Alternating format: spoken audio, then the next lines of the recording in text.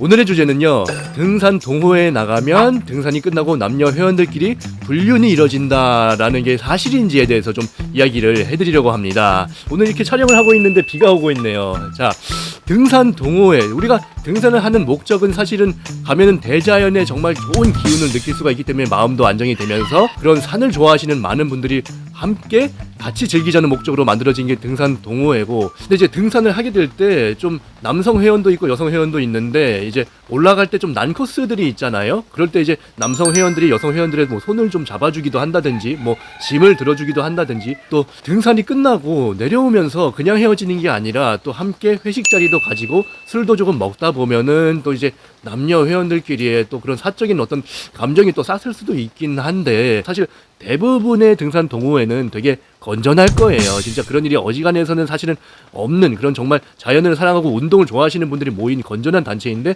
일부 극소수 분들이 정말 술을 마시고 나서 정신을 못 차리고 이게 가시는 경우가 있고, 산 이제 내려가는 하산길에 보면은 또 어떤 산 보면은 모텔이 그렇게 또 여러 업소가 있는 경우들이 있어서, 또 그런 데는 사실은 이제 그런 뭐 분들이 진짜 있긴 있다는 얘기겠죠. 근데 이제 그런 상황 속에서 남녀 회원들끼리 뭐 다른 사람들한테 알리지 않고 정말 몰래 자기들끼리 가는 걸 사실 다른 사람들은 알 수가 없죠. 그래서 몰래 암암리에 또 그런 일들이 다 발생을 한다고 합니다. 제가 사실은 뭐 등산 동호회에 가입해서 활동을 한 적은 없지만 얼마 전에 신문 기사를 보고 그런 일이 이뤄진다라는 걸 정말 확실하게 확인을 했거든요. 그래서 여기 이제 신문 기사를 보면은 50대 여성이 있다고 합니다. 이 여성이 지난해 1월 19일 겨울이네요. 겨울 산행을 했나봐요. 1월 19일 산악 동호회에서 치악산을 등산한 후 술을 마시다가 또 다른 회원 50대 남성과 함께 모텔에 하루 투숙하게 됐다라고 합니다. 그러니까 이제 모텔에 두 분이 가신 거예요.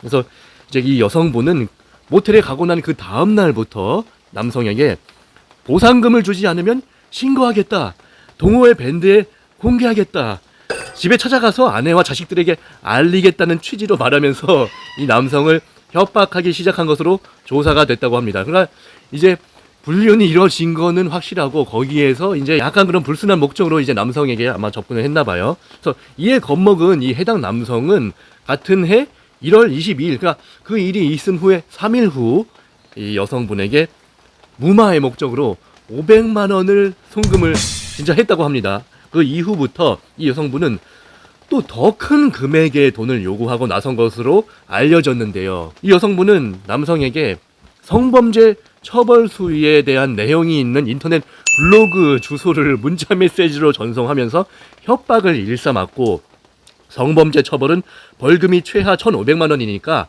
나한테 1,000만 원을 더 달라, 돈이 없으면 매달 100만 원씩 달라고 요구한 것으로 이렇게 조사가 되었습니다. 와, 정말. 그래서 이 여성은 이후로도 이 남성에게 2달 동안 무려 179회에 걸쳐서 협박성 메시지, 와 진짜, 와, 이 꽃뱀 제대로 뜯어먹으려고 작정을 했네요. 정말 대단한 여성입니다.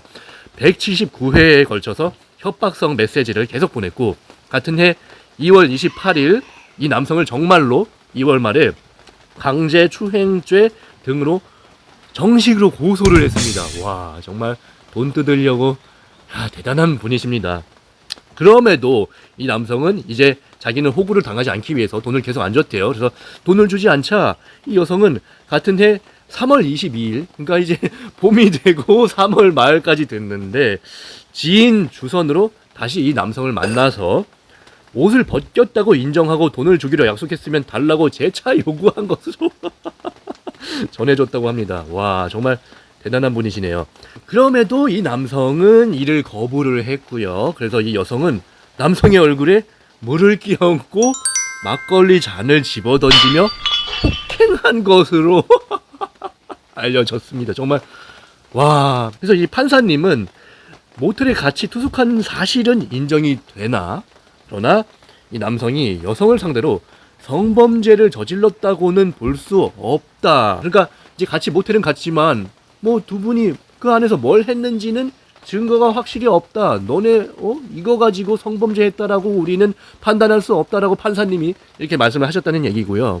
그래서 결국 이 남성의 범죄 행위를 알려서 명예를 훼손하고자 하는 그런 행위를 하겠다는 취지의 예고를 하고 심리적인 압박을 가해서 합의금을 받아내겠다는 것이기 때문에 이 여성은 결국에는 이제 징역 4개월, 집행유예 2년. 그래서 이제 어떤 동호회나 어떤 모임이나 어딜 가서든 결국에는 내가 하지 말아야 될 행동은 정말로 하면 안 되겠다. 이 등산 동호회 분류는 거의 없지만 어디 가면은 분명히 몰래 이제 사람들 몰래 가는 경우는 있다라는 말씀, 그리고 우리가 모두 조심하자 이런 말씀 전해드리면서 오늘의 영상을 여기서 마치도록 하겠습니다. 여러분 건강하시고요. 다음 영상에서 또 뵙도록 하겠습니다.